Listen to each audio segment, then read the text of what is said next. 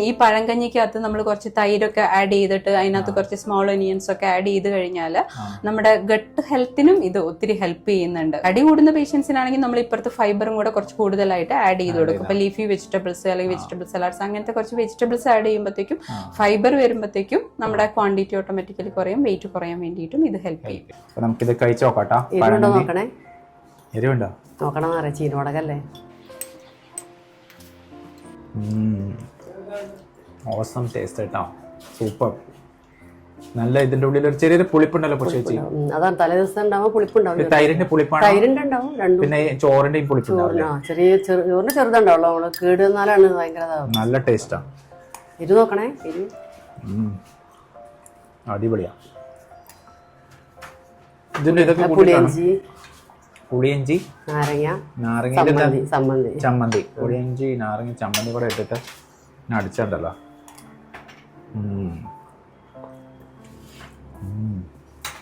Super taste. അപ്പൊ thank you പുഷ്പേച്ചി, അടിപൊളിയായിരുന്നു കേട്ടോ, സൂപ്പർ. നമുക്ക് ഇടയ്ക്ക് ഇത് ഉണ്ടാക്കി കഴിക്കാം. ഡെയിലി ഉണ്ടാക്കി കഴിക്കുന്നത് നല്ലതാ. ഡെയിലി ഉണ്ടാക്കി കഴിച്ചാൽ വയറ് ചാടില്ല. ഇത് കുറച്ച് കഴിച്ച കൊണ്ടൊന്നും വയറ് ചാടില്ല. പണ്ടത്തെ ജോലി ചെയ്യണം, ഇത് കഴിച്ചിട്ട് ജോലിയും ചെയ്യണം. വെറുതെ കഴിച്ച് വെറുതെ ഇരുന്നാ പോരാ, അപ്പൊ വയറ് കുമ്പം ചാടും. ജോലി ചെയ്യണം. ശരിയാ. ഓക്കെ, പണ്ടത്തെ ആൾക്കാർ അങ്ങനെ ആയിരുന്നല്ലോ, ഇത് കഴിച്ചിട്ട് പറമ്പിൽ പോയി ജോലി ചെയ്യായിരുന്നു. ഇപ്പൊ നമ്മൾ അധികം ജോലി ചെയ്യാത്തോണ്ട് അതാണ്. അപ്പൊ ഇത്രയും നല്ല പഴങ്കഞ്ഞി ഉണ്ടാക്കി തന്നതിന്, പിന്നെ ഇത് എങ്ങനെ ഉണ്ടാക്കുന്ന ട്രഡീഷണൽ മെത്തേഡിൽ എങ്ങനെയാണ് ഇത് ഉണ്ടാക്കുന്നത് കാണിച്ചു തന്നതിന് വളരെ നന്ദിയുണ്ട്. താങ്ക് യു പുഷ്പേച്ചി. Thank you. ല്ലോ ഇടയ്ക്ക് ഒന്ന് മിച്ചം വരുന്ന ചോറ് എടുത്തിട്ട് പഴങ്കഞ്ഞി ഉണ്ടാക്കി കഴിക്കാം.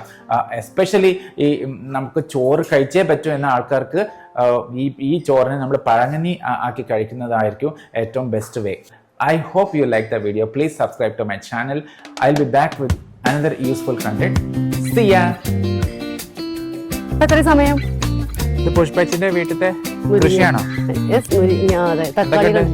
തക്കാളി, ഇതൊക്കെ ബാലേട്ടന്റെ സെറ്റപ്പാണ്.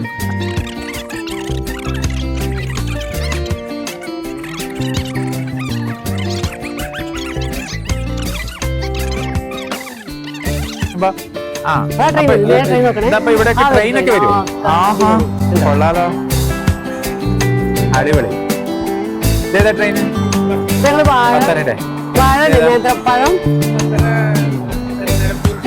നിലമ്പൂർ ബാലേട്ടനെ ഇപ്പൊ ടൈം ഒന്നും നോക്കേണ്ട ആവശ്യമില്ലല്ലേ, ട്രെയിൻ വരുന്നത് നോക്കിയാൽ മതി.